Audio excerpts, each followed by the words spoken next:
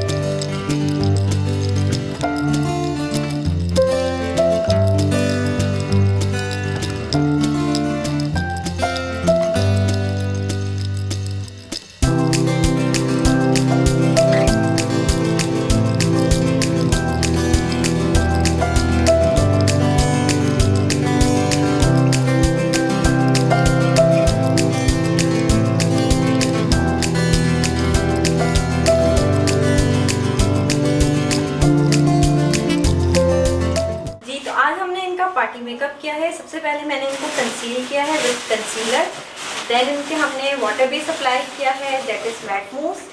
और उसके बाद मैंने इनकी आई मेकअप पे, लिप पे इनके मैंने गोल्डन बेस शेड दिया है, डल गोल्डन क्रीमी आई शेडो के साथ। उसके बाद हमने इनकी क्रीज बनाई है और क्रीज लाइन को, सॉकेट लाइन को हमने ब्लेंड किया है विद ब्राउन एंड ब्लैक, और थोड़े से ब्लैक के साथ कॉर्नर बनाए हैं और हाइलाइटर दिया है ब्रोबोन पे। आईब्रोज को ब्लैक के साथ मैंने इनको स्मर्च किया है। बाकी इनके लैशेस लगाई हैं, कंटूरिंग की है, पिंक के साथ ब्लश किया है। ब्लश और लिपस्टिक का कलर मैंने सेम रखा है विद टी पिंक।